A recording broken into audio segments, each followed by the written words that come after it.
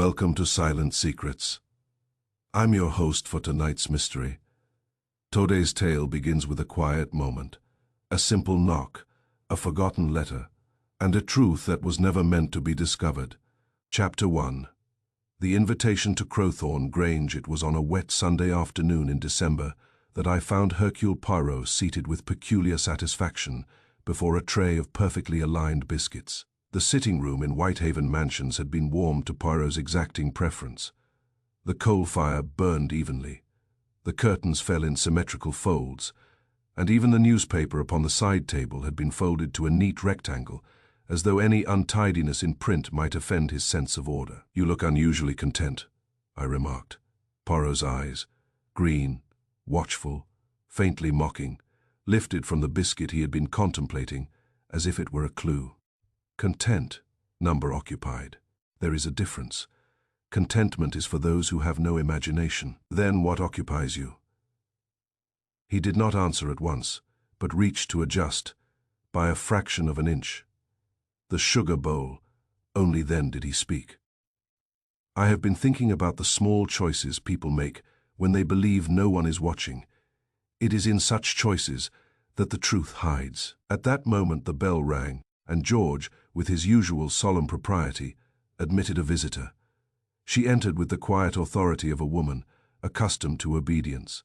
Yet today her composure was held together by effort. She was tall, dressed in mourning shades that were not quite full mourning, and her face was finely cut, with a controlled mouth and eyes that had learned to show nothing until emotion was too strong to conceal. "Hercule Poirot?" she asked. "At your service, madam. My name is Lady Constance Fenwick." The name was not unknown to me. The Fenwicks were an old family. Their money, however, was of modern growth, manufacturing, shipping, and the kind of vast practical wealth that buys estates and smooths awkward ancestry. Lady Constance sat without being offered, as if she feared she might not sit at all if she waited for ceremony. "I have come because I do not know whom else to trust," she said, "and because, I have been told, you are not easily deceived." Poirot inclined his head. "Tell me what troubles you." She drew off her glove with deliberate care. Her fingers trembled slightly as she took from her handbag a letter, thick paper, expensive, addressed in a confident hand.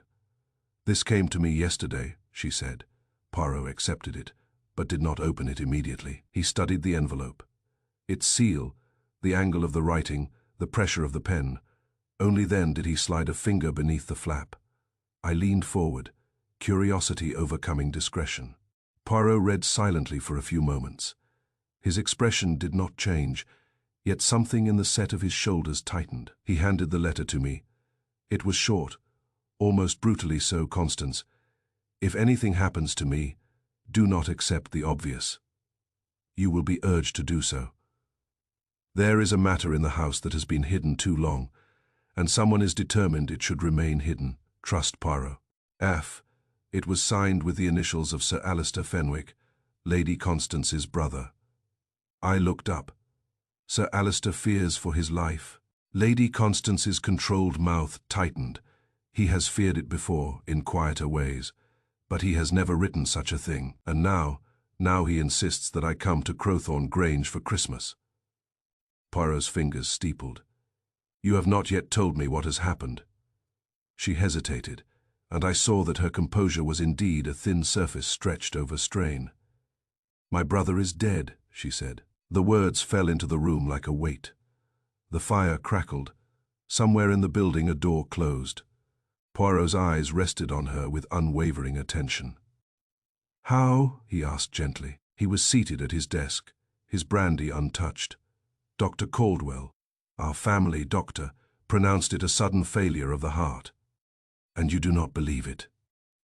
"I believe," said Lady Constance, "that my brother was not a man whose heart simply failed at the convenient moment." Poirot's gaze sharpened. Convenient for whom? Lady Constance's eyes flickered.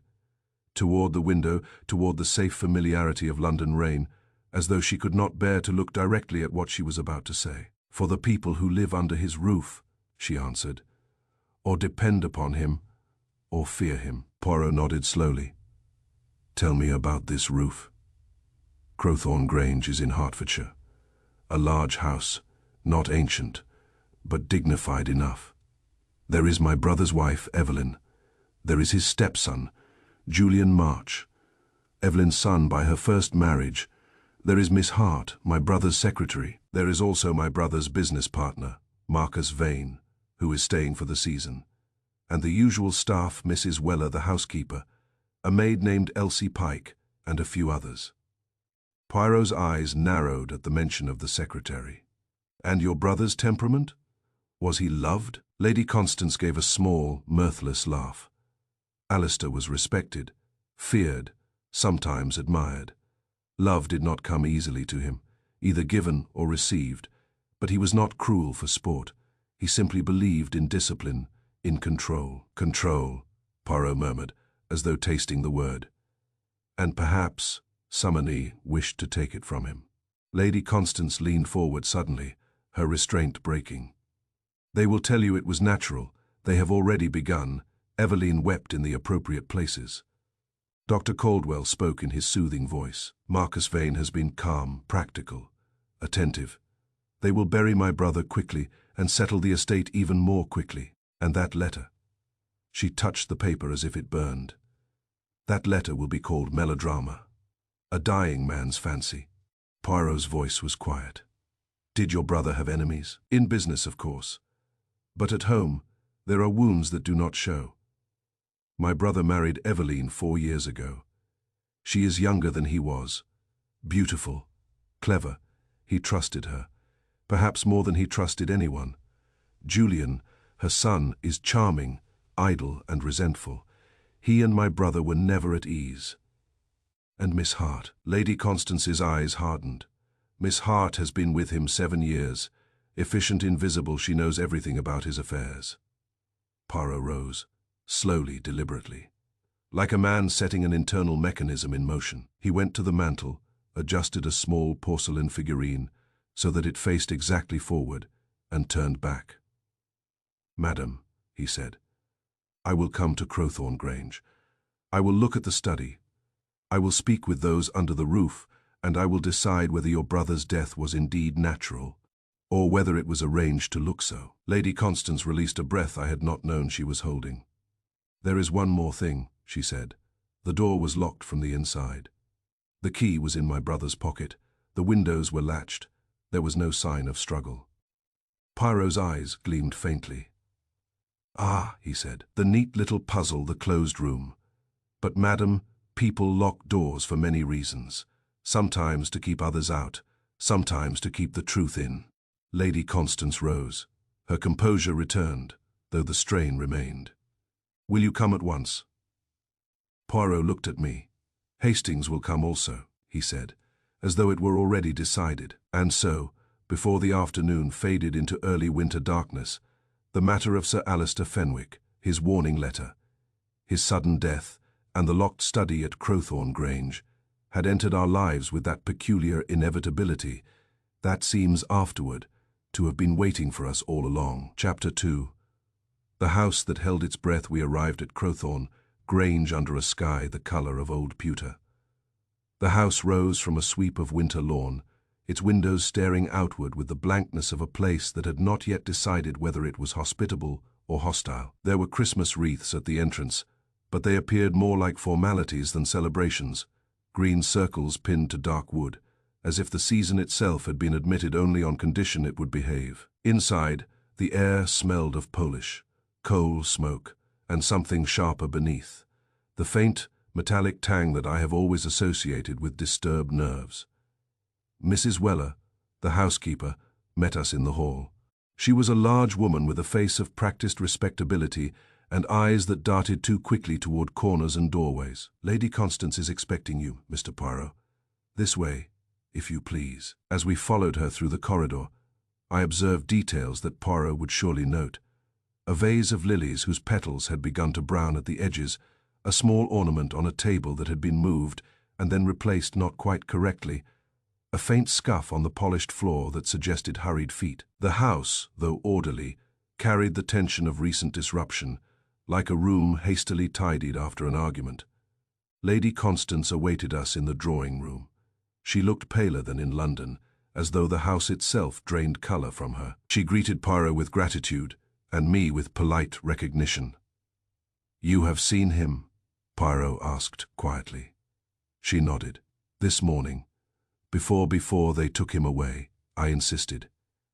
"And the others?" "They are here," she said. "Eveline has remained upstairs most of the day. Julian is somewhere about the house, pretending to be useful. Marcus Vane is in the library. Miss Hart is everywhere and nowhere." Poirot's gaze rested on her. "We will begin with the study." Lady Constance led us through a smaller corridor to a door of dark oak.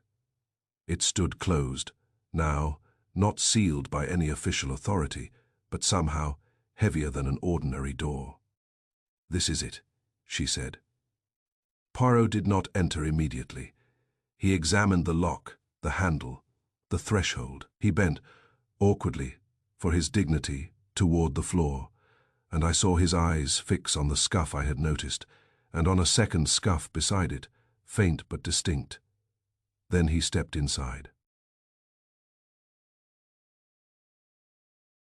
The study was a man's room, leather chairs, books that looked consulted rather than displayed, a desk of solid weight. The curtains were drawn to admit a stern winter light. The fireplace had been cleaned, but ash lingered in the grate. "This is where he sat?" Poirot asked. Lady Constance pointed to the chair behind the desk. "Yes, upright, as though he had only paused." Poirot moved to the desk. A decanter stood there, and beside it a glass. Empty, another glass sat a little apart, half filled with amber liquid. "His brandy?" I asked. "So they said." Lady Constance replied. Poirot did not touch it. Instead, he studied the arrangement, the exact distance between decanter and glass, the angle of a paperweight, the position of a blotter. Then, with careful fingers, he lifted a sheet of paper from the blotter. It was blank, except for a slight indentation, as though something had been written on a sheet above it. Poirot's eyes flicked to a wastebasket near the desk. It was empty. "No papers were torn?" he asked. Mrs. Weller, who had followed us in with a servant's anxious eagerness to be useful, answered quickly. "Not that I saw, sir. Miss Hart went through everything at once. She said it was best." Poirot turned his head slowly. "Miss Hart went through everything." "Yes, sir," she said. "She said Sir Alistair would have wanted it orderly." Poirot's gaze returned to the desk. Near the blotter lay a fountain pen. Capped, its nib end had a faint smear of ink. As though wiped, Poirot turned toward the windows. They were latched. The glass bore the pale imprint of a palm, pressed briefly and then removed. Not fresh enough to be conclusive, but present. "And the key?" Poirot asked. Lady Constance's face tightened. "They say it was in his pocket. Dr. Caldwell took it, handed it to Marcus Vane, who put it away." Poirot nodded, but I saw that his mind had already marked the chain of custody. The grate was clean, too clean, scrubbed, as though someone had been anxious to erase not only soot, but memory. Yet, tucked in a corner, half hidden behind a fire iron, was a fragment of paper blackened, but not entirely consumed. Poirot drew it out with a handkerchief. On the charred edge, I saw a few letters warped by heat. "See." Poirot placed it on the desk. "Summon and burned papers," he said quietly, and did not burn them completely. Lady Constance's eyes widened. "Miss Hart," Poirot raised a hand. "Perhaps, perhaps not. We will not accuse until we know." He turned then, and for the first time I noticed the small clock on the mantel. Its hands showed 10 minutes past 3, yet the ticking was irregular, as if the mechanism were slightly damaged or recently disturbed. Poirot listened. Then he moved the clock a little, and the ticking resumed evenly. "A clock that has been moved," he murmured. I stared. "But why?" Poirot did not answer. He rarely did at the moment one asked. He looked instead at the chair behind the desk. "Madam," he said to Lady Constance, "when your brother was found, who found him?" Mrs. Weller answered again. "It was Miss Pike, the maid. She brought in the tray with the cocoa, as she always does at night. And when she knocked, there was no answer. She fetched me, and I fetched Dr. Caldwell." and Madame Fenwick. She came after, Mrs. Weller said. She was. Very upset, Poirot's eyes turned to Lady Constance. Madam, I will speak to the maid, then to Dr. Caldwell, then to each person in the house. But first, tell me, what would your brother have feared enough to write that letter? Lady Constance looked away. Alistair had secrets, she said softly. Not foolish ones, not romantic ones, practical secrets, the kind that involve money and reputations and the power to ruin. Poirot nodded. Yes, he said. Those are the secrets that kill. We left the study. As the door closed behind us, the house seemed to exhale and then stop again, as though it were holding its breath until Poirot decided whether it would be condemned or spared. Chapter 3, Faces in the Lamp. Light Miss Pike, the maid, who had found Sir Alistair, was brought to the morning room. She was a girl of perhaps 20, with a pale, freckled face and hands that twisted a damp handkerchief into knots. Her eyes were red, rimmed, but whether from grief, fear, or exhaustion, I could not tell. Poirot did not intimidate by force. He intimidated by attention. He sat opposite her, small and immaculate, and regarded her as if her every gesture were a sentence in a document he intended to read correctly. Miss Pike, he said, tell me exactly what happened last night. She swallowed. It was after 9, sir. I took his cocoa, Mrs. Weller said. As always, I was to knock and go in. I knocked. No answer. I knocked again. Still nothing. So I tried the handle, and it would not open. Locked. Yes, sir, locked. That was not so unusual. Sometimes he locked it when he did not want to be disturbed. What did you do? I went to Mrs. Weller. She came with me. She tried calling him. No answer. Then she sent me for Dr. Caldwell. Poirot's voice was mild. And while you went, Mrs. Weller stayed at the door. Miss Pike hesitated. Yes, sir, I think so. She was there when I came back. Poirot's gaze sharpened minutely. You think so? The girl flushed. It was a long corridor, sir. I was frightened, I ran.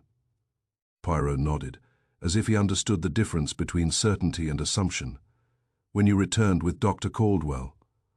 What then? He came at once. He tried the door, and then he said we must break it. But Mr. Vane came. He said to wait. He said he might have a spare key. And did he? Miss Pike shook her head. No, sir. He said there was no spare. Then Dr. Caldwell said we had no choice. Mr. Vane got a tool from the pantry. Some sort of thing to force the lock. Poirot's eyes flicked to me.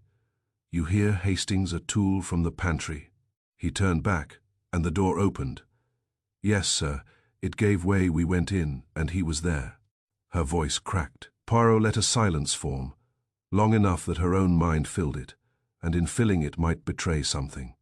Then he asked gently, What did you see, Miss Pike? He was in the chair. His head was not fallen, just still. His eyes were open, I screamed. And the key that was said to be in his pocket. I did not see it, sir. Dr. Caldwell went to him. Mr. Vane, too. Mrs. Weller. She kept me back. Poirot nodded. Thank you, Miss Pike. One more question. Did you notice anything unusual about the tray you carried? The girl looked blank. No, sir. Cocoa in the cup, and biscuits, like always. Poirot's eyes were intent. Always, every night. Yes, sir. And who prepared the cocoa? Cook, sir. But I carry it. Poirot thanked her and dismissed her. When she had gone, Lady Constance, who had been listening from the side, spoke with tight impatience. This is all useless detail. The door was locked. They had to force it. How could anyone have poisoned him or harmed him without being in that room? Poirot's gaze was thoughtful. Madam, you assume that harm must be done by a hand in the room, but harm can be arranged. It can be delivered. It can be hidden inside routine. He looked toward the door. Let us speak to Dr. Caldwell. Dr. Caldwell entered with a physician's brisk assurance. He was a man in his 50s, broad-shouldered, with a square face that suggested reliability. His eyes, however, slid away too easily when he saw Poirot, as though his certainty had cracks he preferred not to examine. "Mr. Poirot," he said with polite dryness, "I understand you have come at Lady Constance's request. She is, of course, distressed." "Distress is natural," Poirot replied. "But accuracy is necessary, Doctor. You pronounced Sir Alistair's death a failure of the heart." "I did. On what grounds?" Dr. Caldwell folded his arms. Sir Alistair had been under strain. He had complained of fatigue. There was no sign of violence. The position of the body suggested sudden collapse. His complexion, Poirot interrupted gently. "Did you examine him thoroughly?" The doctor's mouth tightened. "As thoroughly as was possible under the circumstances." "Did you consider poison?" Dr. Caldwell gave a short, dismissive sound. "Poison is the fashionable suspicion of the imaginative. There was no smell, no froth, no convulsions. Besides, he was alone." Poirot's eyes were mild. It is always convenient when a man is said to be alone. Dr. Caldwell stiffened. "Are you suggesting negligence?" "I suggest nothing," Poirot said. "I ask questions, Doctor. Did Sir Alistair take any medicine?" "A tonic," Dr. Caldwell admitted after a pause. He was not a young man. "What tonic?" "Something prescribed for circulation. It was compounded at the village pharmacy." Poirot nodded slowly. "And where was it kept?" "In his study, in a small cabinet." "Was it there last night?" Dr. Caldwell's eyes flickered. "Yes." Poirot leaned forward slightly. "Who had access to it?" "Sir Alistair, Miss Hart, perhaps. As she often arranged his papers, Mrs. Weller might go in to clean, though he disliked it." Poirot's voice was soft. "Many hands, Doctor, more than you think." Dr. Caldwell drew himself up. "If you wish for an inquest, you may press for it, but you will cause unnecessary scandal." Poirot smiled faintly. "Doctor, scandal is only truth with poor manners. I prefer truth with good manners." Dr. Caldwell's jaw tightened, but he said nothing. Poirot changed direction with the agility of a mind that did not waste effort. "Tell me about the time. When was Sir Alistair last seen alive?" Dr. Caldwell hesitated. "At dinner, 8 o'clock. He ate little. He went to his study afterward as usual." "Who saw him go?"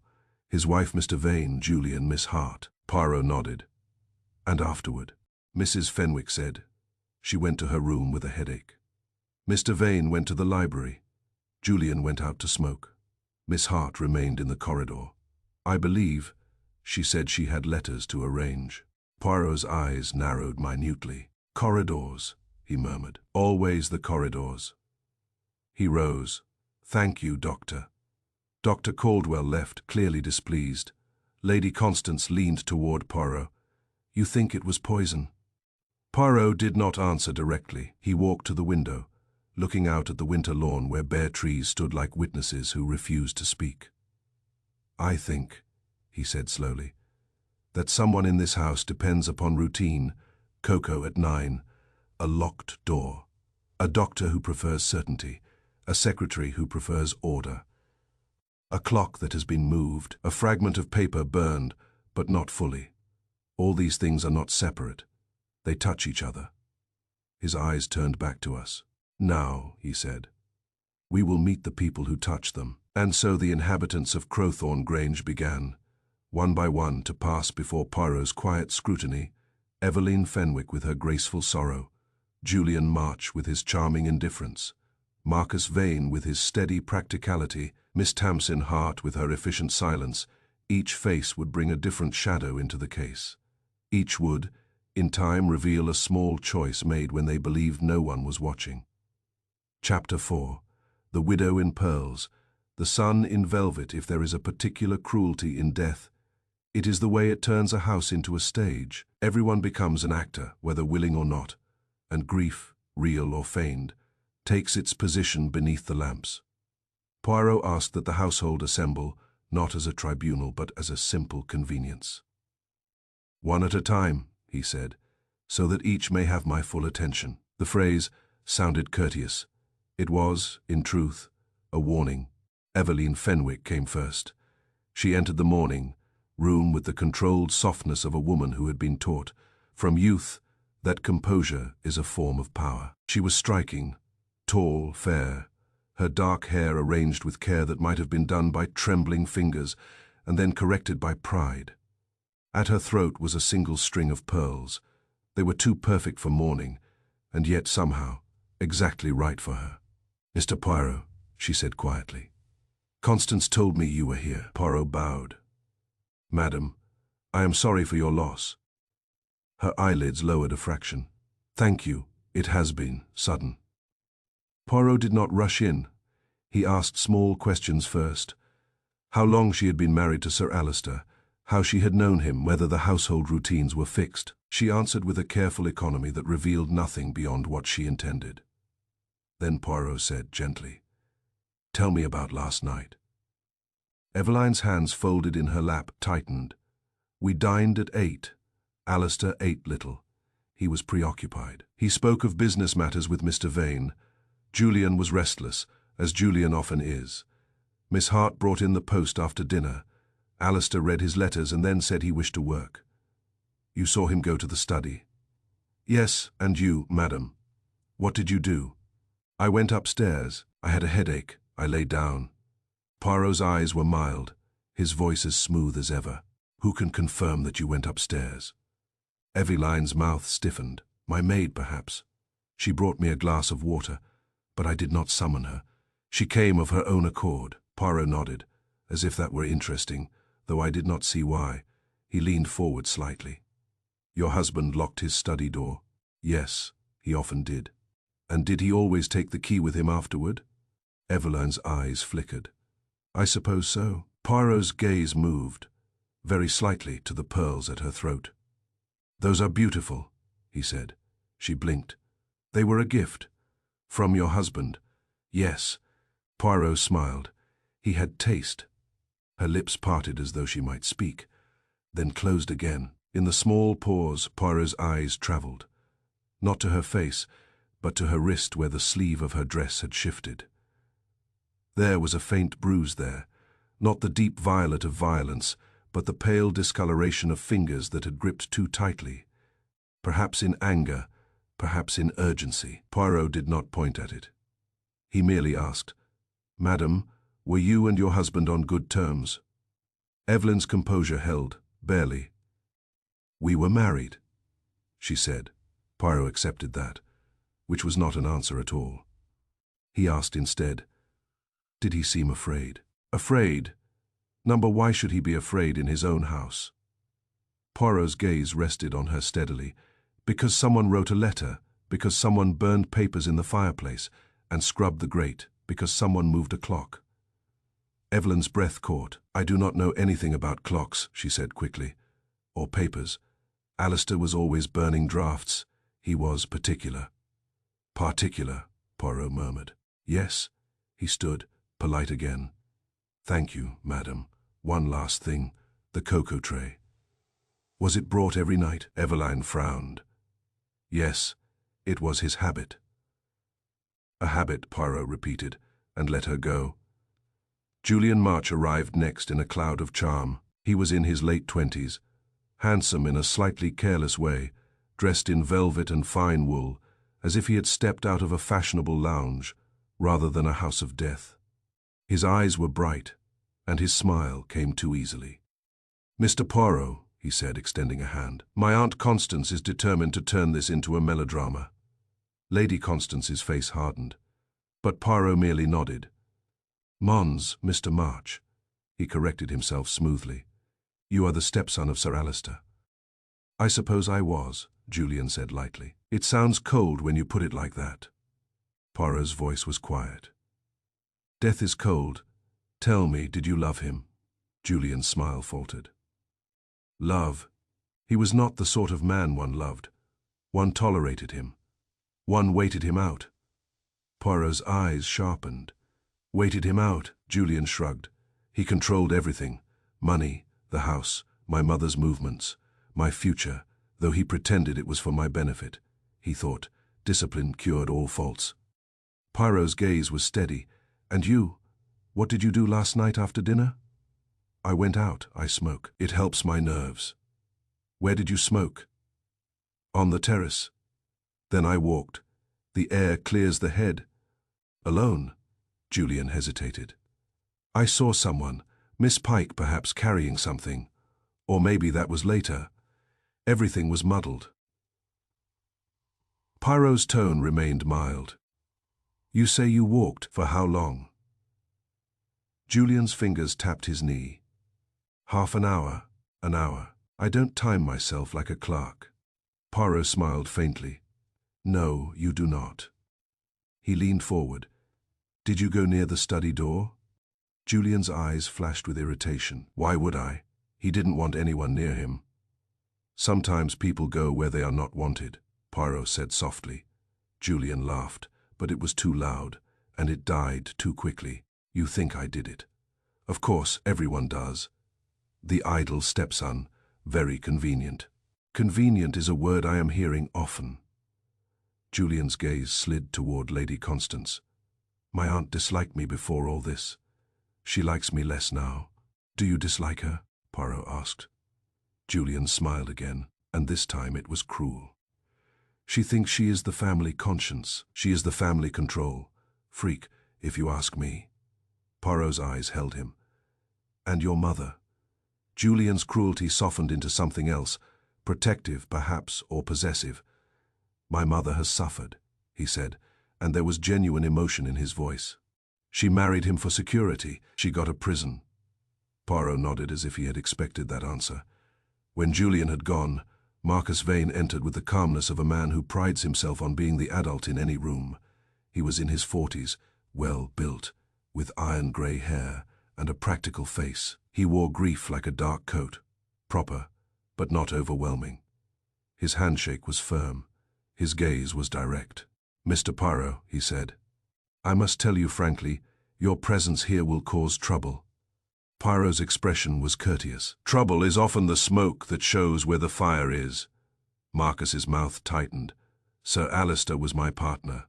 Our firm is in the middle of delicate negotiations. Rumours of foul play. Poirot interrupted gently. Rumours do not kill men in locked rooms. Tell me, Mr. Vane, when did you last see Sir Alistair alive? After dinner. He was at his desk. I spoke with him briefly in the corridor. In the corridor, Poirot murmured again. Yes, Miss Hart was there too. Sir Alistair asked for certain files. He was irritated. He had received a letter that displeased him. Poirot's eyes gleamed. A letter? From whom? Marcus hesitated. I didn't ask. He was not a man to be questioned. Yet you questioned him now, Poirot said softly. By forcing his door. Marcus stiffened. It was necessary. Poirot leaned back. Tell me about the key. Marcus's gaze flickered. Dr. Caldwell found it in his pocket. He handed it to me. I put it away. Where? In the drawer of the sideboard in the corridor. Poirot's eyes were intent. Who knew you put it there? Marcus frowned. Anion, who was present. And who was present? Marcus listed them. Dr. Caldwell, Mrs. Weller, the maid, Miss Pike. Kept back, he said. Himself.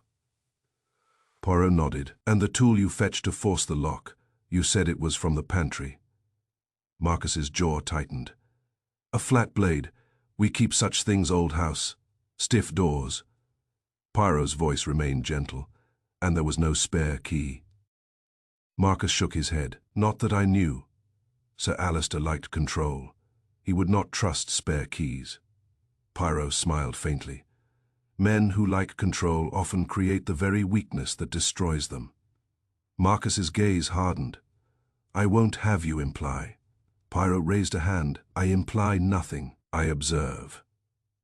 Then Miss Tamsin Hart came.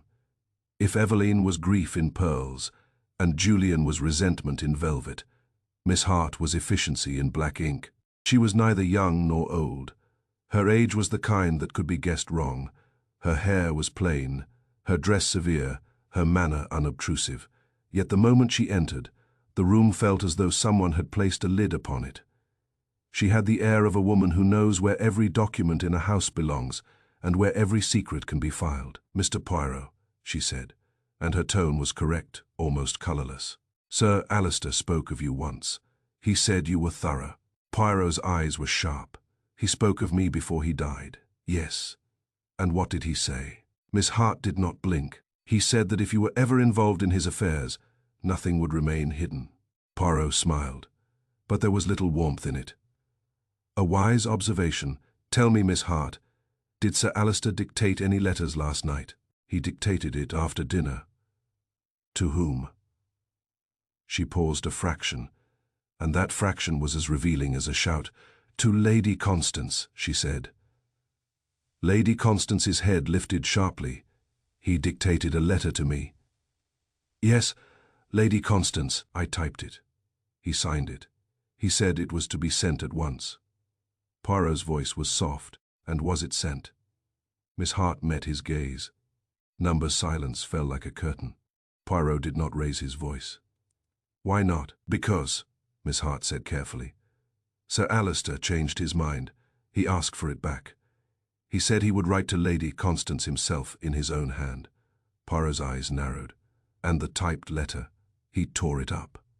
Tore it up, Poirot repeated, and then burned it. Miss Hart's mouth tightened. Sir Alistair often destroyed drafts. Poirot leaned forward. Miss Hart, who cleaned the fireplace. Miss Hart's eyes held his. Mrs. Weller said it was best. The house must be orderly. Poirot nodded slowly. Order, he said. Always order. He looked at her hands. They were clean, but the nails bore a faint dark line, like someone who had rubbed away ink too vigorously. Miss Hart, he said gently, did you go into the study after Sir Alistair retired there? Number, you were in the corridor. Yes. Doing what? Sorting papers. Preparing files. Poirot's voice was mild, listening. Miss Hart's eyes did not flicker. This is a house one hears sounds. When she had left, Hastings, that is I, could not help exclaiming, a typed letter to Lady Constance, torn up and burned. That fragment in the grate. Poirot's eyes were thoughtful.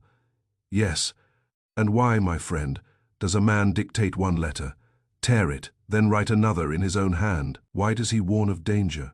Why does he say, do not accept the obvious? And then die in a manner that is, above all, obvious. Lady Constance's voice was tight. You think Miss Hart is lying. Poirot shook his head. Not necessarily. Miss Hart may tell the truth with precision and still hide it. That is her gift. He rose and walked to the door. Now, he said, we will look at what has been hidden too long. Chapter 5. The pharmacy ledger and the taste of routine. Poirot's next step was not, contrary to my expectations, to prowl corridors with a magnifying glass. Instead, he asked for tea. It seemed absurd, even insulting to tragedy. But Poirot had always understood the power of ordinary ritual. People relax around teacups. They speak. They forget the exact face they are wearing. While the tray was brought, Poirot asked Mrs. Weller to show him the kitchen. There, among the copper pans and the scrubbed surfaces, he conducted what appeared to be an idle tour, yet his eyes missed nothing. The cocoa tin, the jar of sugar, the neat row of spice bottles, the lock on the pantry door. Cook, a red-faced woman with an offended air, assured him that nothing irregular had occurred. I made the cocoa as always, she said. Good cocoa, real cocoa, not the watery stuff you get in cheap places. Poirot nodded politely. And you made it at what time? 8:30. Who was present? Cook frowned. No one. I was alone. Poirot's gaze traveled to the door leading to the corridor. No one came in. Cook hesitated. Well, Miss Hart came once, I think. She wanted paper. She always wants paper. Miss Hart again. In the corridors and doorways like a shadow with a ledger. Poirot asked to see the cocoa tin. Cook produced it proudly. It was new, its label crisp, its lid tight. You opened a new tin? Poirot asked. Poirot did not touch it. He merely asked, when did the old tin finish? Cook looked blank. Yesterday or the day before. Poirot nodded, and then asked a stranger question. Where do you throw away the old tins? Cook pointed to a bin. Poirot lifted the lid of the bin. It contained peelings, paper, ash. There, near the bottom, was a flattened cocoa wrapper, Brown paper with the faint smear of something darker, like dampness. Poirot drew it out delicately with a pair of tongs. Spilled, I suggested. Poirot's eyes were thoughtful. Perhaps, perhaps not. He asked to see the pantry. It was locked. Mrs. Weller produced a key at once, too quickly, as if she had anticipated the request. Poirot studied the key before using it. "You keep the pantry locked," he observed. "Yes, sir. Sir Alistair preferred it," he said, tempted. Poirot nodded. "Temptation is a useful thing. It tells us what people want." Inside the pantry were preserves, spirits, a small metal toolbox on a shelf. Poirot's eyes went at once to the tools. He opened the box. Inside lay a flat blade. Exactly the kind Marcus Vane had described, along with other household implements. The flat blade bore a small nick near its end, and on the nick was a faint smear of something dark. Poirot did not comment. He closed the box and said, "Thank you, Mrs. Weller. Back in the morning room." He asked Dr. Caldwell to join us again, and this time he brought up the tonic. "Doctor," Poirot said, "you prescribed a circulation tonic. Where was it obtained?" Dr. Caldwell shifted. "From Haverford Pharmacy in the village." Poirot turned to Lady Constance. "Madam, would you allow me a small excursion?" Lady Constance nodded eagerly. "Anything." Within half an hour Poirot and I were in the village, at a modest pharmacy that smelled of soap and tinctures. Behind the counter, an elderly pharmacist named Mr. Gentry peered at Poirot with suspicion, until Poirot's calm assurance softened him. "I do not wish scandal," Poirot said. "I wish accuracy." Accuracy, it turned out, was recorded in a thick ledger. Mr. Gentry traced a finger down the entries. "Fenwick, Sir Alistair." "Yes. Regular Dr. Caldwell's prescription tonic compound." Poirot's voice was mild. "Was the prescription altered recently?" The pharmacist frowned. "Altered? Well, there was a message 2 days ago." "A message?" "Yes. Someone telephoned. Said Dr. Caldwell wanted a slight adjustment in the compound. Nothing dramatic. A little stronger. Like," Poirot's eyes sharpened. "Who telephoned?" Mr. Gentry hesitated. "A lady, at least. It sounded like a lady. Very clear voice. She said she was calling from Crowthorne Grange." "A lady," Poirot repeated softly. "And did she give her name?" "She said Mrs. Fenwick, I think, or maybe." He frowned, uncertain. "She spoke fast. She had authority. That voice." I felt my pulse quicken. "You mean Lady Evelyn?" Mr. Gentry shrugged helplessly. Could be anyone with that sort of tone," Poirot asked. "And did Dr. Caldwell confirm this alteration?" Mr. Gentry looked uncomfortable, not directly, but we have dealt with Dr. Caldwell for years. If someone calls from the house and speaks as if it's settled, well, you understand. These are respectable people. Poirot's gaze was steady. Respectability is a very fine disguise. He asked to see the formula. Mr. Gentry showed it. Ingredients listed in careful hand. Poirot read silently, his face expressionless, then asked for the date of the altered bottle's delivery. "It was sent yesterday afternoon," Mr. Gentry said, "by our boy, who received it." Miss Hart signed. I think she signs for most things. Poirot thanked him and left. Outside, the winter air felt sharper. I could not contain myself. If someone altered the tonic, if poison was introduced, then Sir Alistair might have taken it himself in the study. Poirot's eyes were thoughtful. Yes, or it might have been given to him, or it might have been intended for another. But why the locked door? Poirot's voice was quiet. The locked door is a story people tell themselves so they can stop thinking. It is a neat little knot tied around the brain. We returned to Crowthorne Grange with the ledger's implication like a stone in the pocket. Poirot asked to see Sir Alistair's medicine cabinet. It was a small compartment in the study wall, now unlocked. Inside stood a brown bottle with a label, neat handwriting, the pharmacy stamp. Poirot did not open it. He lifted it slightly and studied the level of the liquid. "Doctor," he said when Dr. Caldwell appeared, How much of this should have been taken? Dr. Caldwell frowned. A spoonful twice a day. Poirot nodded. And has it been taken? Dr. Caldwell stared, then looked away. It appears less than I would have expected.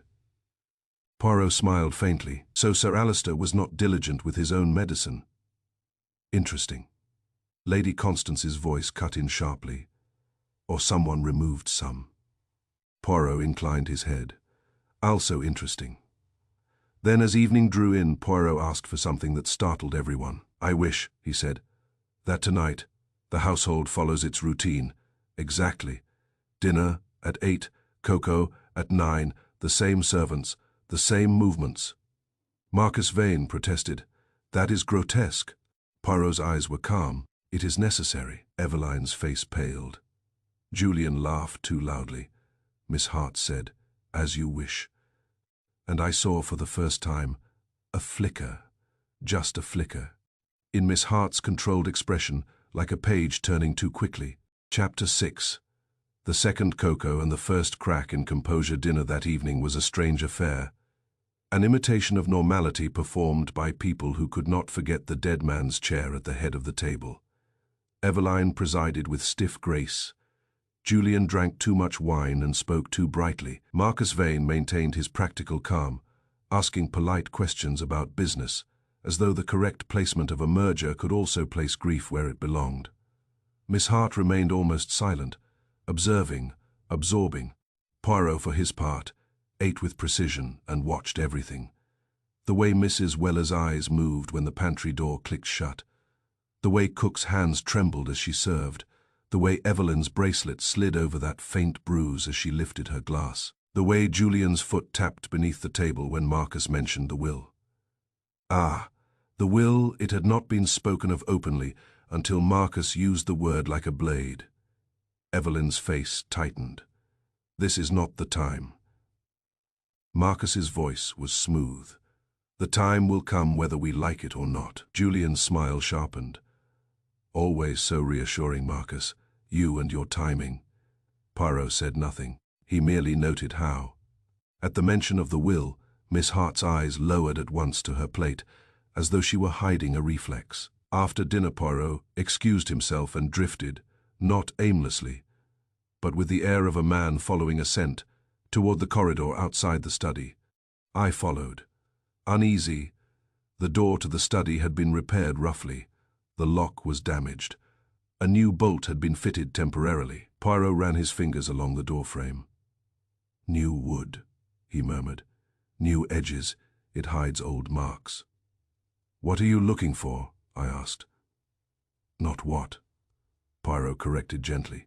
Who? He led me to the sideboard drawer Marcus had mentioned. It was locked. Poirot did not force it. He simply asked Mrs. Weller, who appeared with troubling speed, for the key. Mrs. Weller produced it. Poirot opened the drawer. Inside was a ring with several keys. House keys, cupboard keys. Perhaps Poirot lifted the ring and examined it as a jeweler might. One key, the study key, stood out by its newer cut. Poirot held it up. This, he said softly, is said to have been in Sir Alistair's pocket, yet now it rests here on a ring with other keys. Mrs. Weller's face reddened. Mr. Vane put it there, sir. Yes, Poirot said. And who put it on the ring? Mrs. Weller opened her mouth, then shut it. Poirot replaced the ring with care. We will speak of this later. At 9 o'clock precisely, Miss Pike carried the cocoa tray down the corridor. The sight made her visibly shake. I don't like it, she whispered when she saw Poirot. It feels wrong. Poirot's voice was gentle. Courage, Miss Pike. Routine is not your enemy. It is sometimes your protection. He walked with her to the morning room, where the cocoa was to be served tonight. Poirot had insisted that no one go near the damaged study door. Everyone assembled. Eveline, Julian, Marcus, Lady Constance, Miss Hart, myself, and Poirot. Miss Pike set the tray down, hands trembling. Poirot watched her, then glanced at Cook, who hovered in the doorway. You made it as usual? Poirot asked. Yes, sir, Cook said, offended. As usual. Poirot nodded. Then we will proceed as usual. He poured a portion into a cup. He did not drink it. Instead, he pushed the cup toward Marcus Vane. Marcus stiffened. "You cannot be serious." Poirot's eyes were calm. "I am always serious, but I am not cruel. You may refuse." Marcus's jaw tightened. "I refuse." Poirot nodded, as if he had expected it. He slid the cup toward Julian. Julian laughed, uneasy. "What is this? A party game?" Poirot's gaze did not waver. "A test." Julian's smile faltered. "I know, I'd rather not." Poirot moved the cup toward Eveline. Eveline's face went very white. "Mr. Poirot, this is grotesque." Poirot's voice was quiet. "Grotesque is death in a chair with a locked door. This is only cocoa." Eveline's hands clenched in her lap. "I don't want it." Poirot's eyes moved, almost imperceptibly, to Miss Hart. "Miss Hart," he said, "you have been efficient all day. Perhaps you are thirsty." Miss Hart's gaze lifted. Her face remained composed. "No, thank you." Poirot nodded slowly. Then, with deliberate calm, he lifted the cup himself, and before I could protest, he dipped his finger into the cocoa, rubbed a drop between finger and thumb, and brought it to his nose. He did not taste it. He smelled it with the focus of a chemist. Then, he smiled faintly. "Interesting," he murmured. Lady Constance leaned forward. "What do you mean, interesting?" Poirot set the cup down. "I mean that routine can be altered without changing its appearance. A spoonful more sugar, a different tin, a different hand in the kitchen." Cook bristled. "Are you accusing me?" Poirot's eyes were kind but firm. "Number, I am asking you to remember. Today, when you made the cocoa, was the tin already on the counter?" Cook blinked. "Yes, I think so." "And who put it there?" Cook hesitated, then looked toward the corridor. "Maybe Miss Hart. She's always wanting things." Miss Hart's face did not change, but a faint tightness appeared at the corner of her mouth. Poirot's gaze held her. "Miss Hart," he said softly, "you signed for the altered tonic. You were in the corridor last night. You were in the kitchen today. You are everywhere the routine passes." Miss Hart's voice was even. "I am the secretary. I do what is needed." Poirot nodded. "Yes, and you also do what is not needed, when it suits you." Poirot's eyes shifted to him. "On the contrary, Mr. Vane, I have proof of something very small, and small things are often the strongest." He turned to Mrs. Weller. "Bring me the flat blade from the pantry." The nick near the end caught the light. The dark smear on it looked almost black. Poirot took a handkerchief and rubbed gently. The smear came away as a faint brown stain. "Cocoa," Poirot said quietly. Cook gasped. "How?" Poirot's eyes were calm. "Someone used this blade to pry open a tin that did not want to be opened quietly. Someone did not wish the lid to show marks. Someone wished the cocoa tin to appear new, untouched." Lady Constance whispered, "So someone tampered with the cocoa." Poirot raised a hand. "Perhaps. But now, listen carefully." He leaned forward, voice low, and the room seemed to tilt toward him. "Sir Alistair was found in his study. A locked door was presented as an explanation, but the locked door is only a theatre prop. The true act happened earlier, elsewhere. Through something he swallowed, or something he trusted, or something he took because it was his habit." He looked at each of them in turn. "And the clock," he added softly, "was moved because time itself was tampered with." Eveline's breath caught. Julian stared. Marcus's face hardened. Miss Hart sat very still, her hands folded, as though she had turned herself into a document that could not be revised. Then, without warning, Miss Pike gave a small cry. "What is it?" I asked. She pointed. Shaking toward the tray, on the edge of the silver tray, near the handle, was a faint smear, dark, reddish-brown, as if someone with stained fingers had touched it and then wiped it away imperfectly. Poirot's eyes narrowed. "Blood," Lady Constance whispered. Poirot did not answer at once. He took the tray, lifted it, and angled it toward the lamp. His face remained composed, but I saw something harden behind his eyes. "Not blood," he said softly. "Ink." He set the tray down and turned toward Miss Hart. "Miss Hart," he said quietly, "you have been very careful, but you forgot one thing." Miss Hart's voice was still even. "What thing?" Poirot's gaze was unwavering. "Ink travels. It goes from pen to fingers, from fingers to paper, from paper to tray, and when it travels, it leaves a map of where you have been." Silence fell again, thick, uneasy. Poirot straightened, and his voice became gentle once more. "We will not accuse tonight," he said. "Tonight, we will only recognize that someone here is afraid, not of grief, but of discovery, and that fear will make them careless." He looked at the tray, then at the corridor beyond. "Tomorrow," he said softly, "we will find what Sir Alistair tried to send before he died." And as the household dispersed, each person returning to their private rooms, their private thoughts, I felt the house tighten around us, like a fist closing. Something had cracked in the polished surface of Crowthorne Grange, and whatever lay beneath was waiting to be exposed. Chapter 7. The missing letter and the unwelcome will. By morning, the house had acquired that strange, brittle brightness which sometimes follows a night of strain. Sunlight lay thinly upon the windows, making every polished surface look harder, less forgiving. The servants moved with the careful quiet of people who feel themselves watched, and even Julian's usual swagger seemed muted, as though the corridor walls had learnt his footsteps and now disapproved of them. Poirot asked, before breakfast had fully ended, for 3 things. "First," he said, "I wish to see Sir Alistair's will.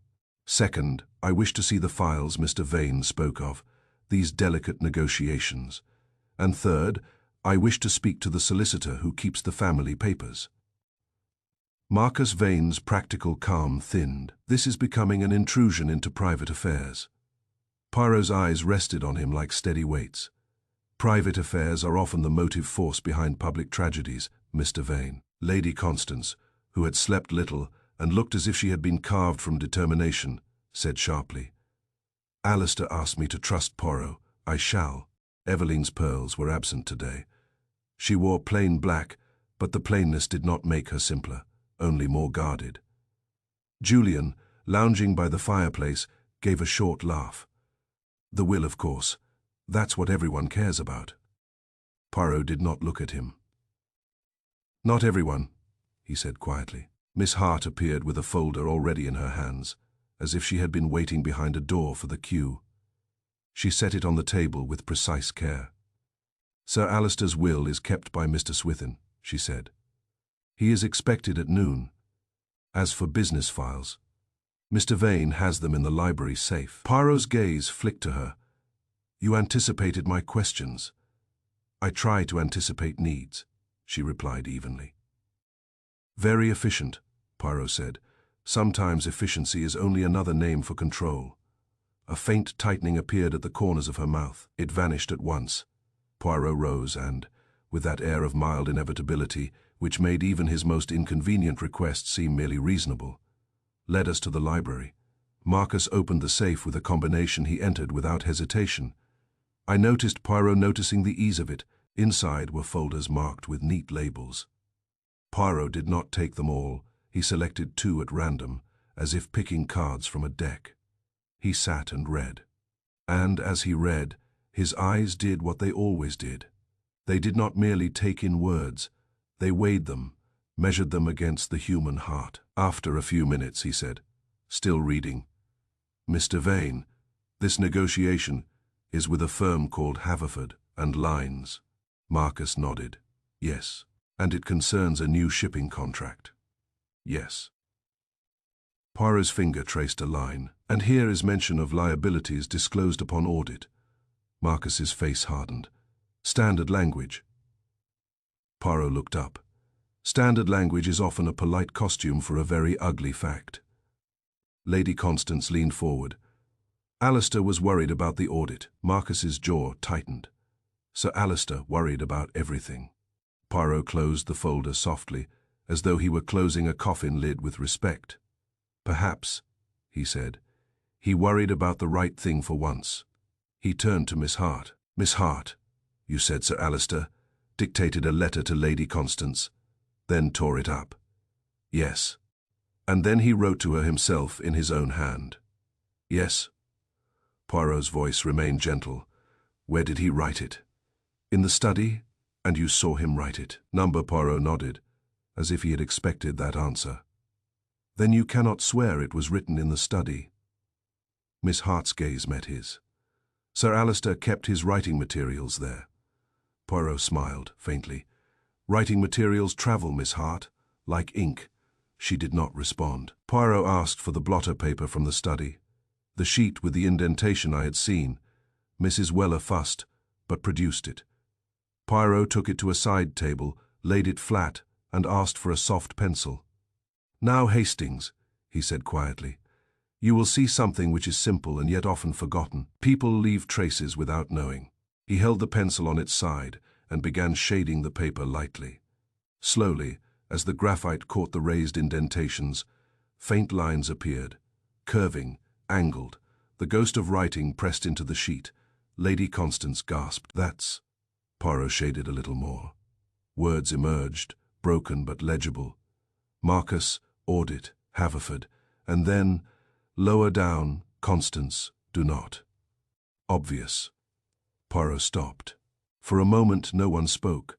The room felt suddenly colder, as if the shaded words had opened a window to something outside. Marcus Vane's voice came, controlled but strained. This proves nothing. Alistair was always suspicious. Poirot's eyes were mild.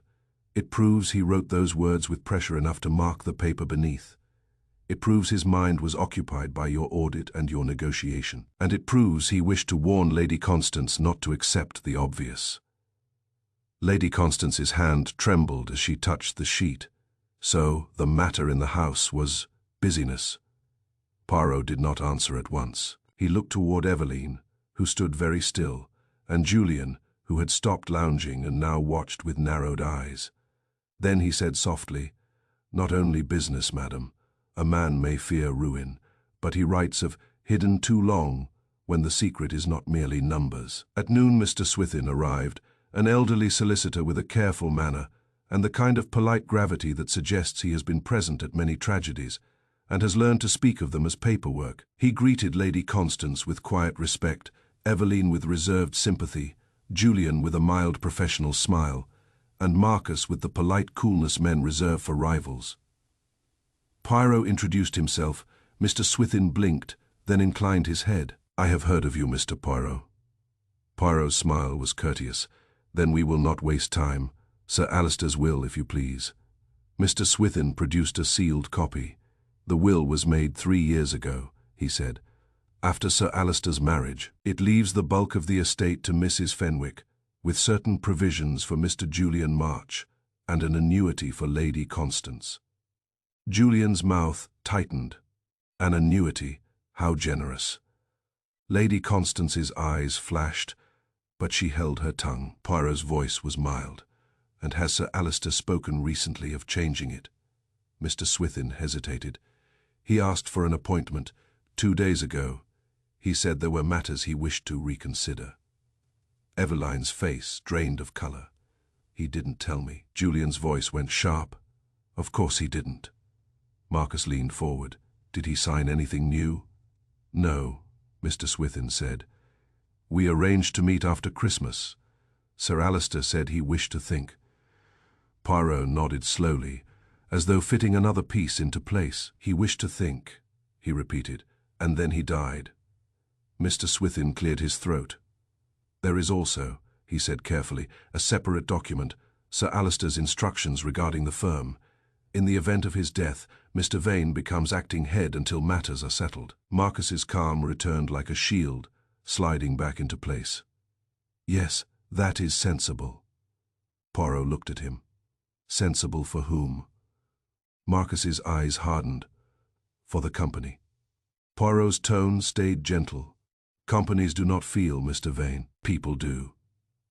The meeting ended, but its effect did not. When Mr. Swithin left, Eveline withdrew upstairs with a kind of contained panic, Julian stalked out to the terrace like a man who needed air before he broke something, and Marcus remained in the library too long, reading papers he had likely memorized, as though the printed lines might steady him. Poirot watched them disperse, and then said quietly to me, "Do you see, Hastings? The will is not only money, it is control, and control is the thing Sir Alistair valued most, and the thing others wanted from him." "What now?" I asked. Poirot's eyes were thoughtful.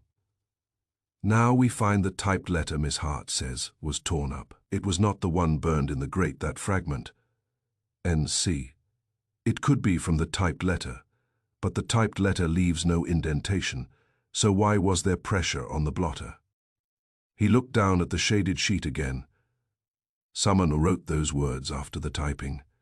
Someone wanted Lady Constance warned. Someone wanted Mr. Vane named." He straightened.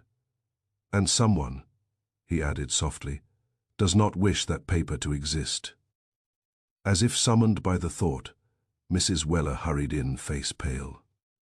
"Mr. Poirot, if you please, there's been trouble." "In this house," Poirot said gently. "There is always trouble. What kind today?" Mrs. Weller swallowed. "Lady Constance's room. Someone has been in it. Her bag was open. Papers disturbed." Lady Constance rose sharply. "My bag?"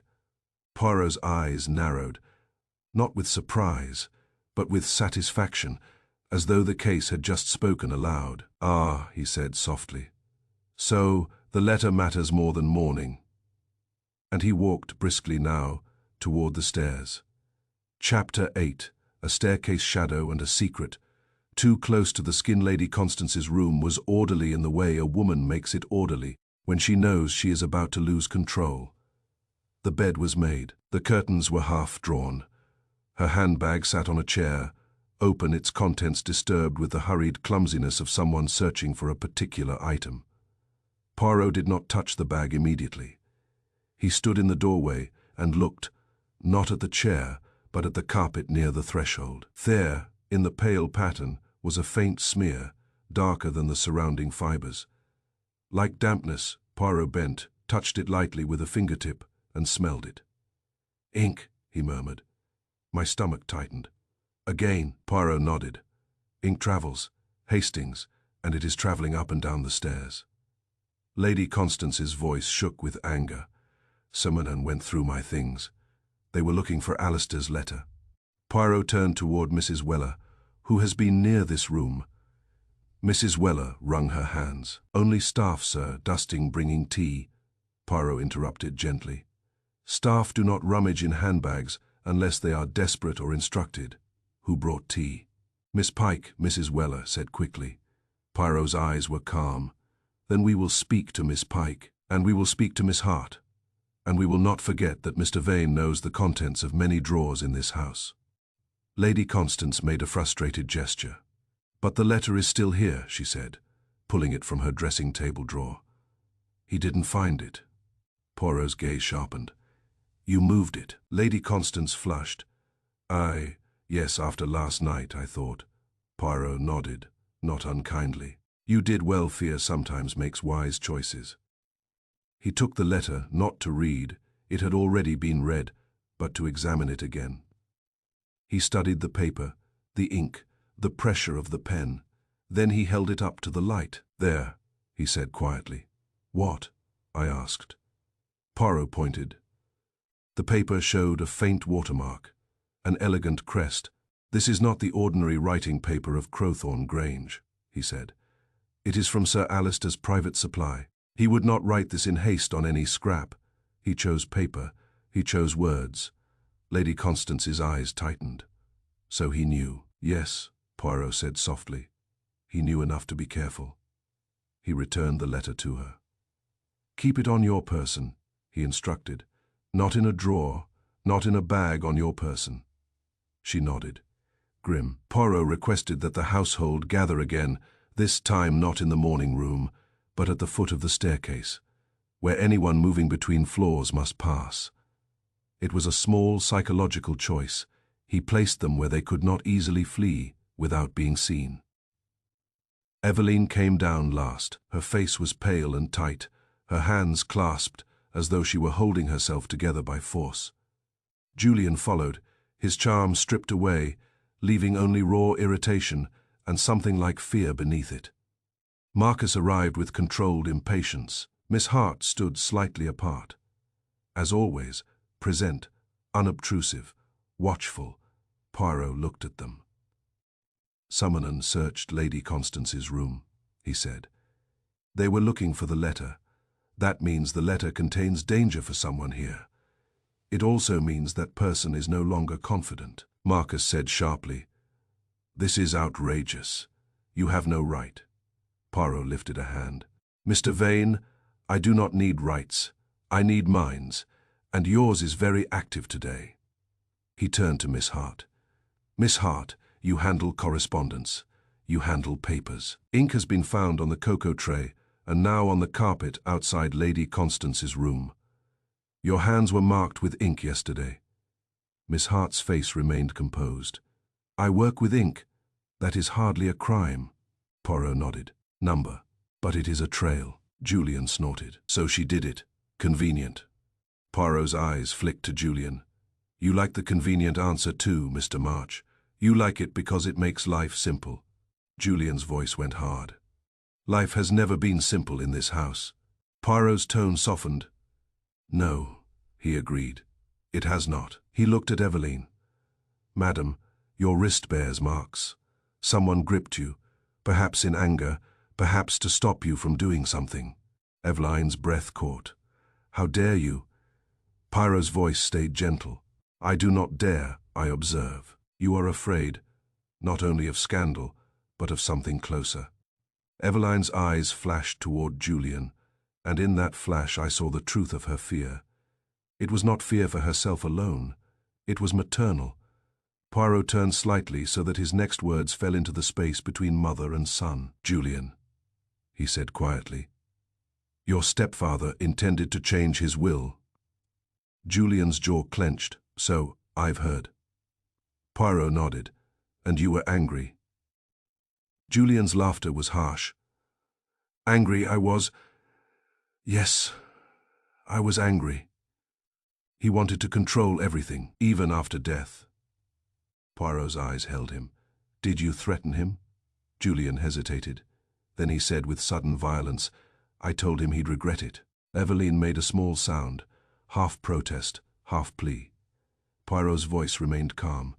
"And did he reply?" Julian swallowed. He said there were truths I did not understand. He said I had been protected too long." Poirot nodded slowly. "Protected." A word again.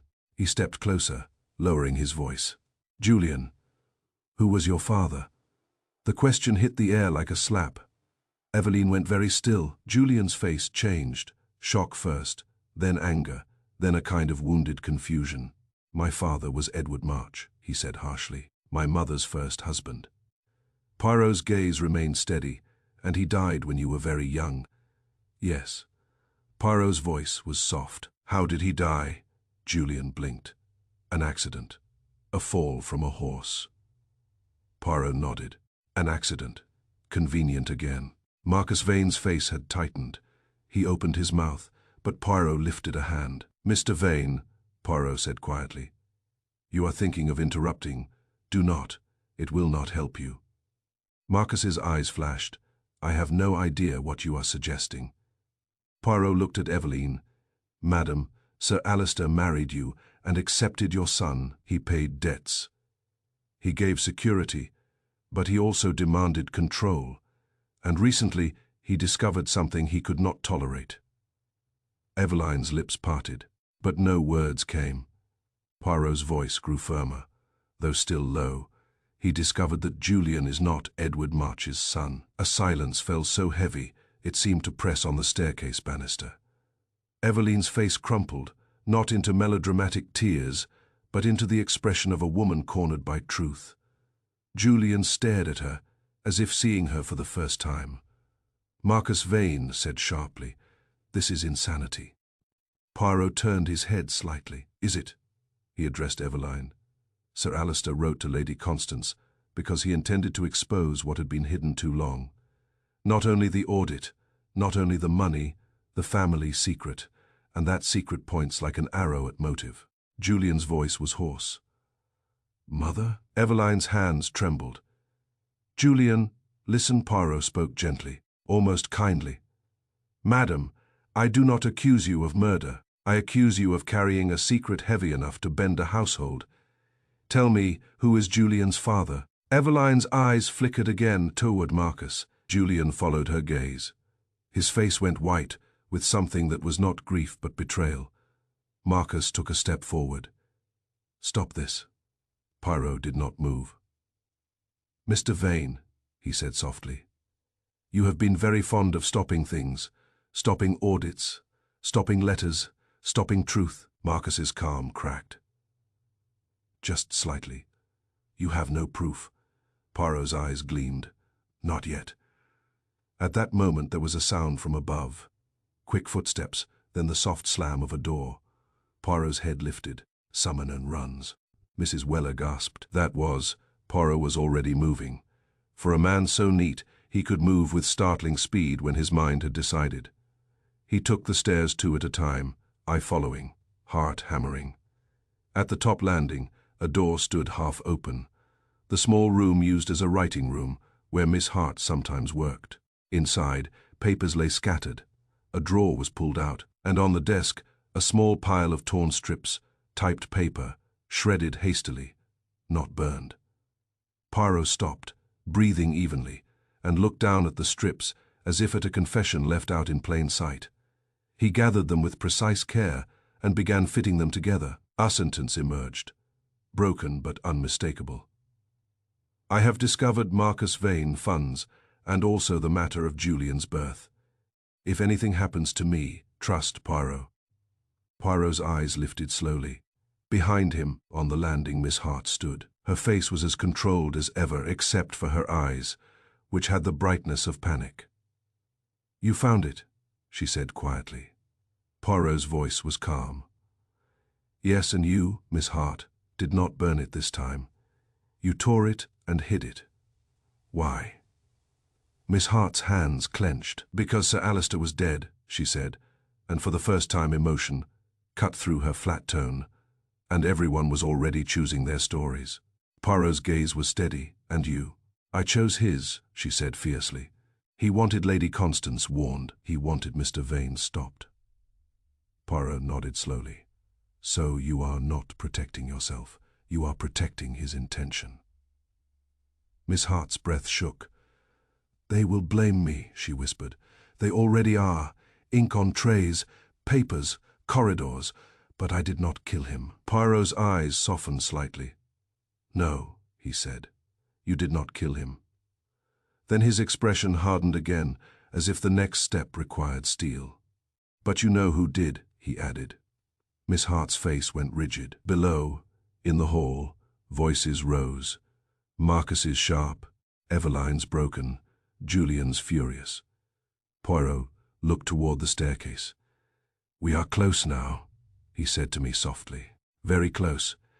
And that is when people become dangerous." He tucked the reconstructed strips into his pocket with a tenderness that was almost reverent. "Come, Hastings," he said. "We must go down before someone decides to make the truth disappear again." Chapter 9. The duplicate key and the last attempt. Poirot did not go straight to accusation. He never did. He moved, instead, like a man arranging furniture in a room, so that the truth could no longer hide behind it. After the discovery of the torn typed strips in the writing room, he made one request that, on the surface, seemed almost trivial. "Leave that room exactly as it is," he told Mrs. Weller. "No sweeping, no tidying, no good intentions." Mrs. Weller looked offended, but she obeyed. Poirot tucked the reconstructed strips into an envelope and placed it, without ceremony, into Lady Constance's hands. "Now there are two warnings," he said softly, "the one in Sir Alistair's hand and the one in his secretary's type. Whoever searched your room will not be pleased." Lady Constance's mouth tightened. "Let them be displeased." Poirot's eyes approved.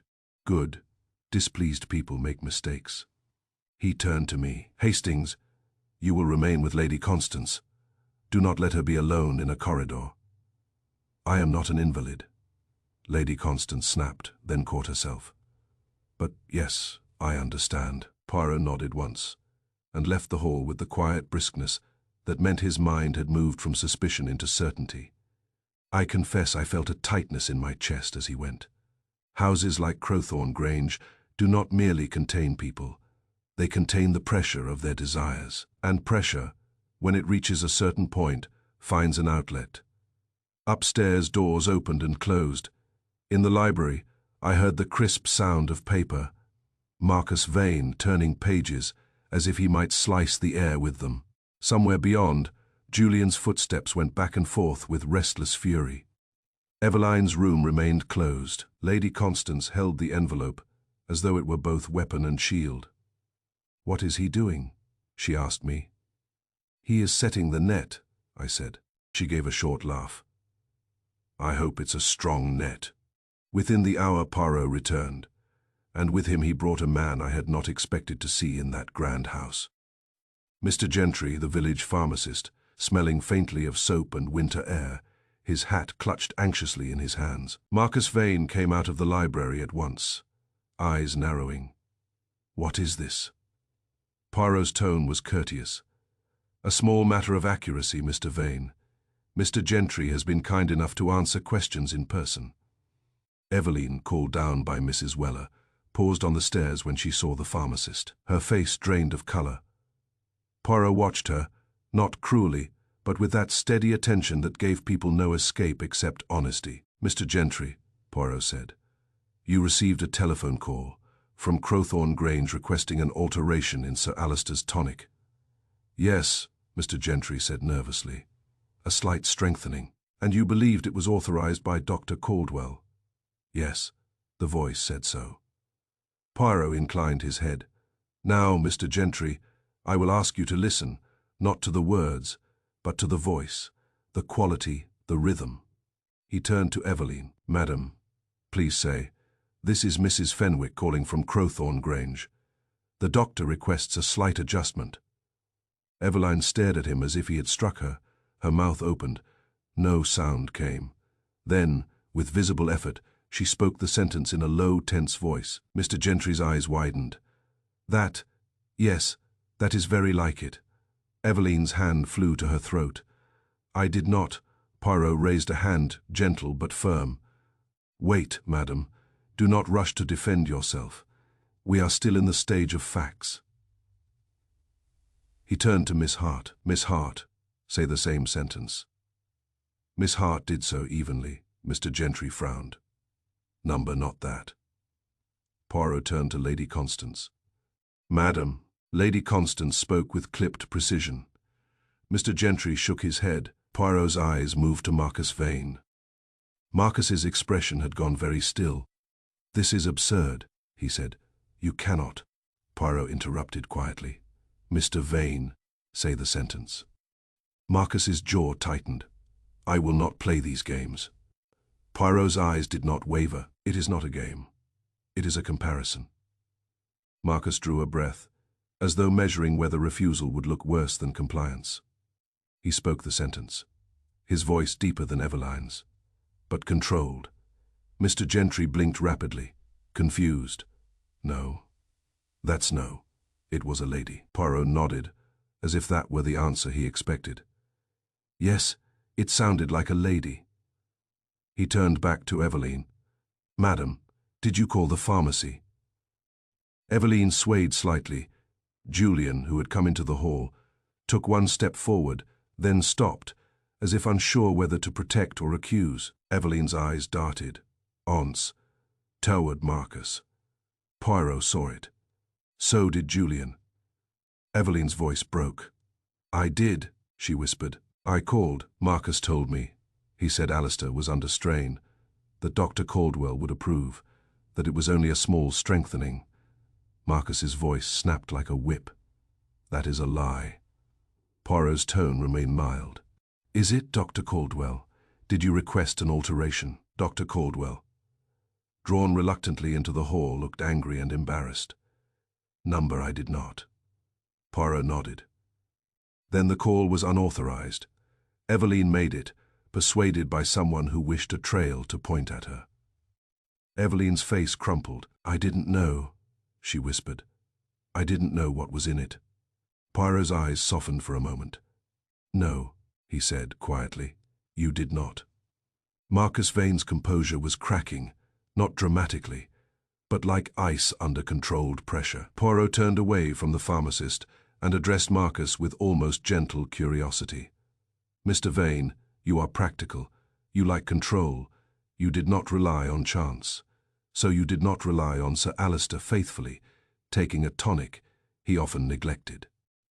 Marcus's eyes flashed. "What are you implying?" Poirot's voice stayed calm. "That you ensured he took it."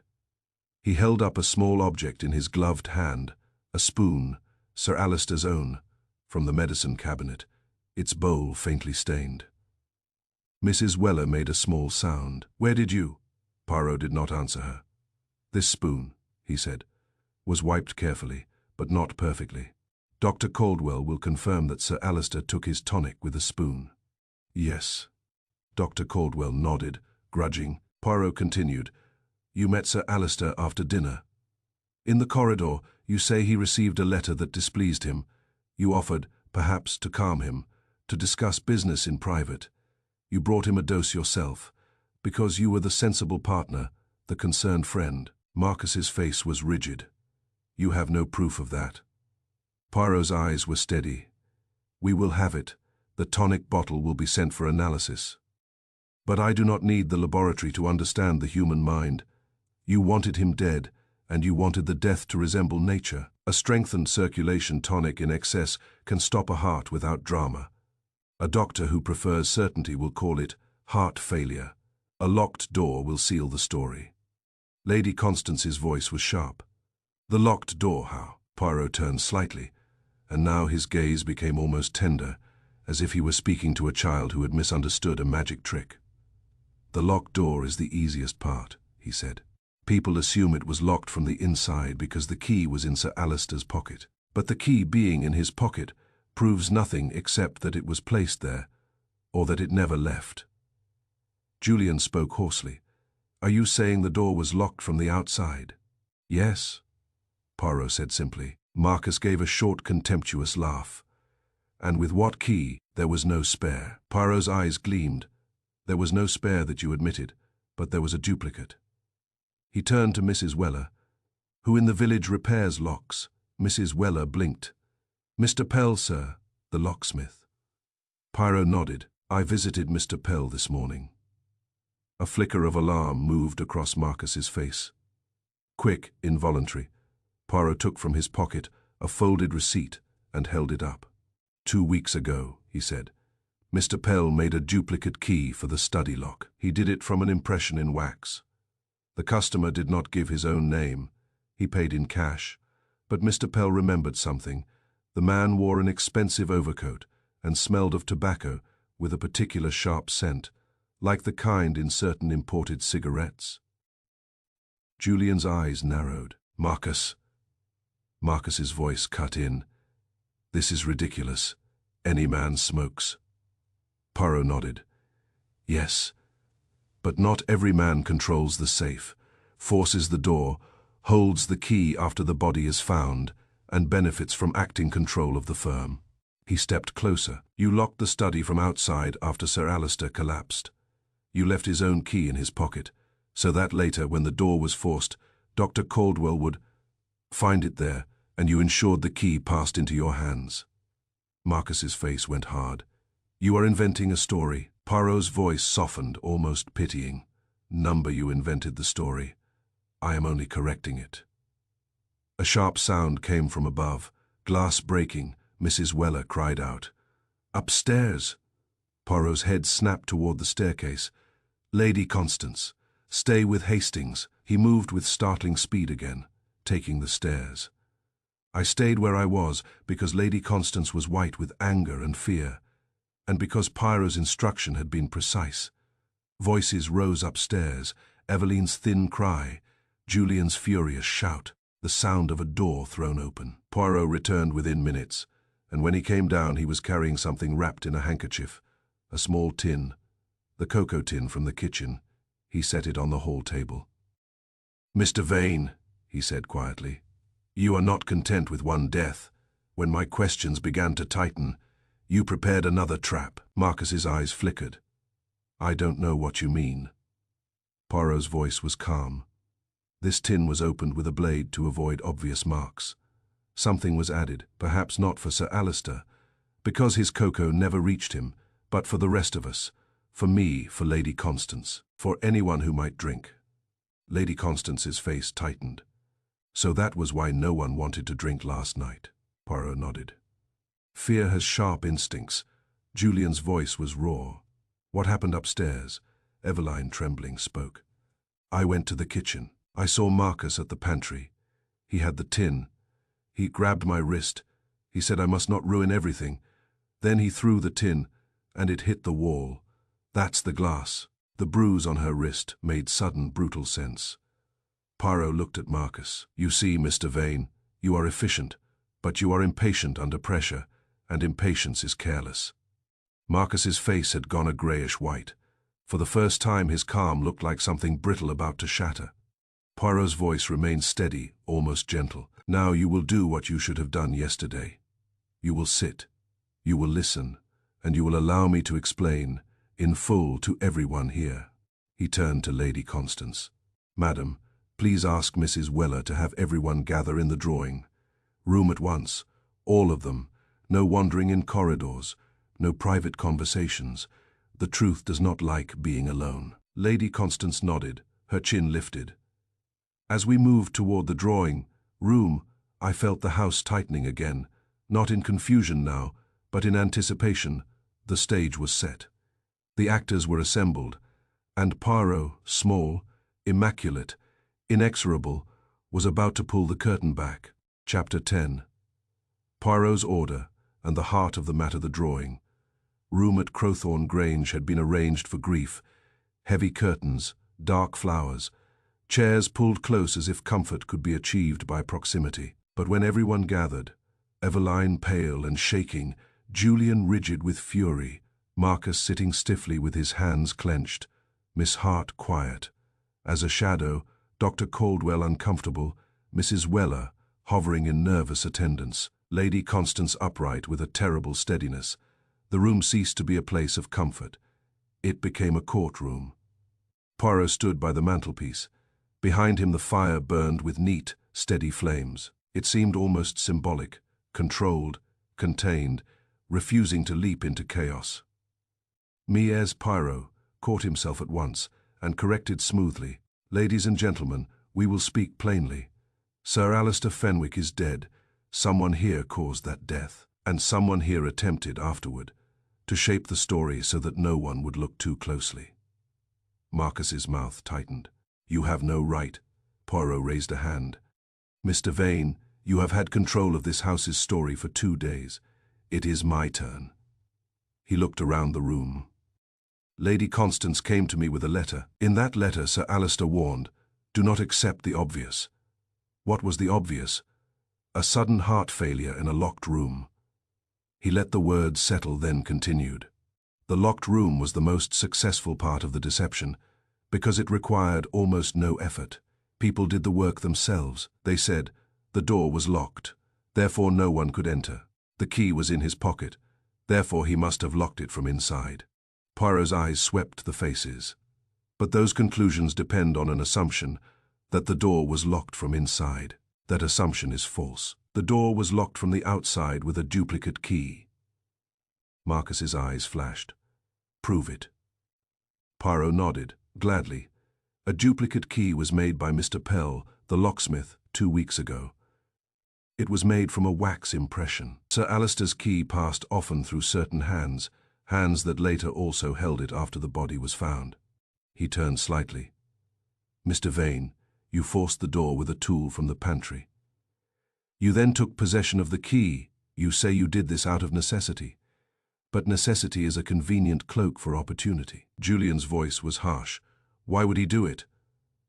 Poirot's gaze held Julian for a moment, not accusing, not indulgent. Because your stepfather had discovered two things, Mr. March. One was a financial betrayal.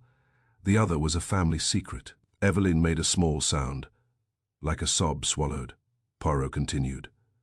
Sir Alistair had begun to suspect irregularities in his firm, an audit, liabilities, funds that did not sit where they should. He intended to confront the matter, and he intended to inform Lady Constance. He dictated a typed letter, then thought better of it and decided to write in his own hand. Perhaps because what he intended to say next was not something he trusted to a secretary's file. Miss Hart's eyes lowered, but her voice remained steady. He was afraid. Yes, Poirot said quietly. And he was right. He took the reconstructed strips from his pocket and held them up, not as theatre, but as evidence. This letter named Marcus Vane. It also referred to the matter of Julian's birth. Julian's face tightened, Evelyn's hands twisted in her lap. Poirot spoke gently now, because cruelty was not his pleasure. Madam, he said to Evelyn, you carried a secret for many years. Julian's father was not Edward March. Julian's voice broke. Mother. Evelyn's eyes filled, and for the first time her composure fell apart entirely. I wanted to protect you, she whispered. I wanted you safe, I thought. If I married Alistair, if I gave you a name and a home. Julian stared at her as if the floor had tilted. And Marcus. Evelyn's lips trembled. She did not deny it. Marcus's face went rigid with fury. This is disgusting. You are turning private life into spectacle. Poirot's eyes sharpened. Private life becomes spectacle when it becomes motive for murder. He turned toward Dr. Caldwell. Doctor, you pronounced heart failure. You did not consider poison because you prefer certainty. That preference was used. Dr. Caldwell flushed. I resent. Poirot's voice remained calm. Resentment is not relevant. Accuracy is. Sir Alistair had a circulation tonic. 2 days before his death, the formula was slightly strengthened, after a telephone call to the pharmacy. He looked at Evelyn. Madam, you placed that call, persuaded by someone you trusted. Evelyn whispered, I didn't know. I believe you, Poirot said simply, and the weight of that belief made her begin to weep in earnest. Poirot turned back to the room. The strengthened tonic was delivered, signed for by Miss Hart as usual. Miss Hart, efficient and dutiful, did not question it. Why would she? The request appeared to come from the household. Miss Hart's voice was quiet. I blame myself. Poirot's eyes softened. Do not. You did not kill him. Then he looked at Marcus again, and the softness vanished. Mr. Vane did not rely on Sir Alistair taking the tonic himself, because Sir Alistair often did not. So Mr. Vane ensured the dose was taken. After dinner he met Sir Alistair in the corridor and offered a sensible kindness. Take your tonic. You look unwell. Let us discuss business in the study. He brought the spoon. He measured the dose. He gave not a strengthening but an excess, enough to stop the heart without drama. Marcus laughed harshly. Fantasy. Poirot's voice was iron beneath velvet. It is not fantasy. It is method. Sir Alistair collapsed at his desk. Mr. Vane then did two things. He removed whatever paper might explain the motive, and he arranged the scene to discourage investigation. He held up a finger. First, the paper's a typed letter was torn and partly burned. The fireplace was scrubbed too clean. Yet a fragment remained. Later, when pressure increased, the remaining torn letter was hidden upstairs and then found. Mrs. Weller made a small, frightened sound. I cleaned the grate because Miss Hart said. Poirot turned his head slightly. No, Mrs. Weller. Miss Hart values order, but she values Sir Alistair's intentions more. She hid the letter afterward to preserve it from those who would destroy it. She did not scrub the fireplace on the night of death. Miss Hart's eyes closed briefly, as if in relief. Poirot continued. Second. The time. The clock in the study was moved, disturbed. That disturbance was meant to blur the moment of death, to make routine seem intact. When time is uncertain, certainty becomes lazy. He held up a second finger. Third, the locked door. Mr. Vane left the study and locked it from the outside with a duplicate key. Sir Alistair's own key remained in his pocket. Later, when the maid found the door locked, the household assumed it was locked from inside. This assumption was the trap. Marcus's voice cut in sharp. Then why force the lock? Why not produce the duplicate key and open it cleanly? Poirot's eyes gleamed. Because producing the duplicate key would admit it existed. You needed the world to believe there was no spare. So you created drama. You fetched a tool. You forced the lock. And in the confusion you ensured the key found in Sir Alistair's pocket passed into your hands.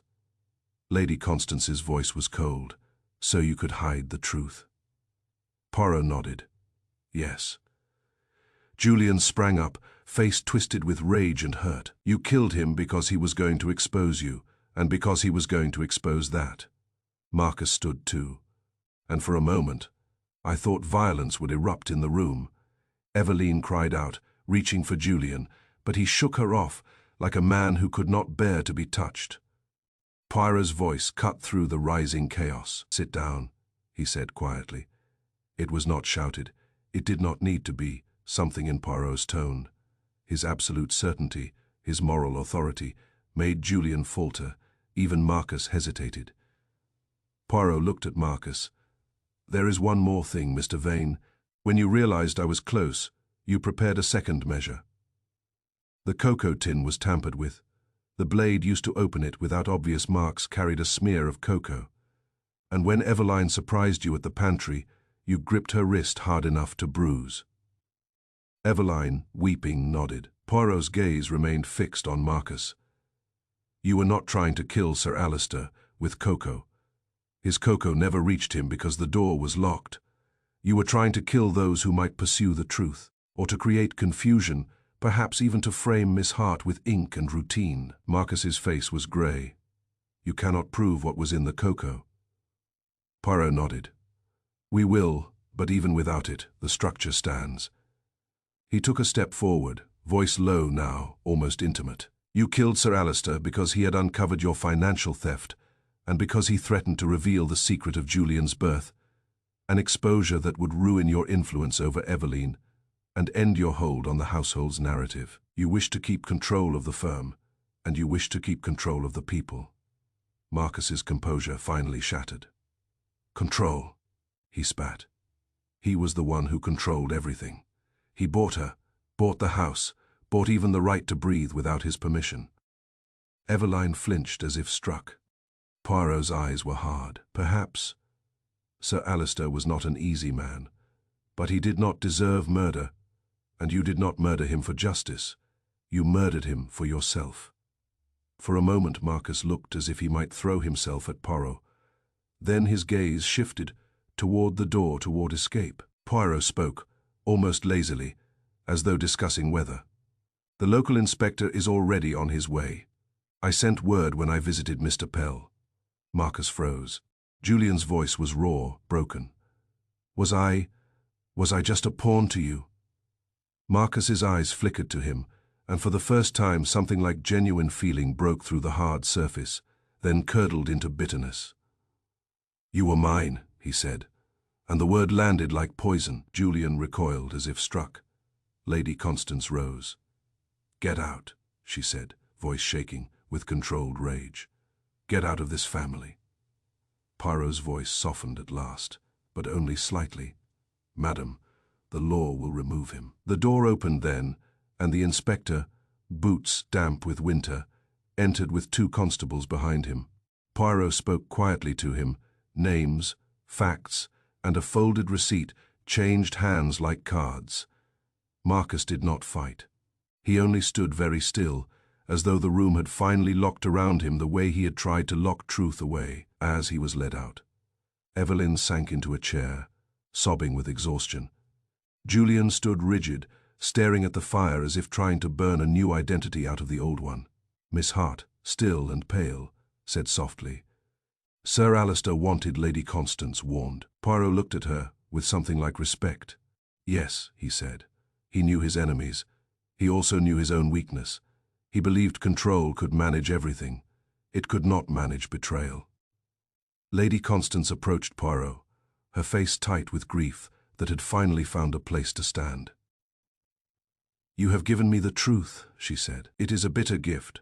Poirot bowed his head. "Truth often is, but it is also the only gift that does not rot." Julian's voice came hoarsely. "And what happens now?" Poirot looked at him for a long moment. When he spoke, it was with a quiet seriousness that made him seem larger than the room. "Now," he said, "you decide what kind of man you will be. You have been wounded by secrets. Do not become a man who wounds others with them." Julian's face twisted. Tears stood suddenly in his eyes, and he turned away, ashamed of them. Poirot moved toward the window. Outside, the winter lawn lay pale and still. The house seemed, at last, to breathe. As we prepared to leave, I said quietly, "You were kind to Eveline." Poirot's eyes did not leave the window. Kindness is not the same as blindness, Hastings. She made terrible choices. She paid for them. But the knife was not in her hand. He turned then, and his expression returned to its familiar, composed alertness. "And besides," he added softly, "it is not only the murderer who must be judged. It is also the fear that made the murderer possible." Lady Constance watched him with something like awe and sorrow combined. "Alistair wrote to trust you." Poirot inclined his head. "He trusted my mind. He also trusted that I would not allow his death to be filed away as convenient." We left Crowthorne Grange as dusk approached. Behind us, the house stood in silence, no longer holding its breath, but emptied, like a stage after the final act, when the actors have gone and only the truth remains in the dust of the lights. And in my pocket, though I had not been the one to place it there, I felt the strange weight of Poirot's method. The neat alignment of facts, the unyielding demand for clarity, and the quiet, human pity that never excused evil, but always tried to understand it. The case of Sir Alistair Fenwick had ended not with romance or melodrama, but with the precise, logical satisfaction that only truth can bring. And yet, as Poirot stepped into the waiting car and adjusted his cuffs with habitual care, I could not help thinking that the neatest mysteries are often the cruelest, because they prove how easily a human heart can be stopped, and how much mess remains when it does.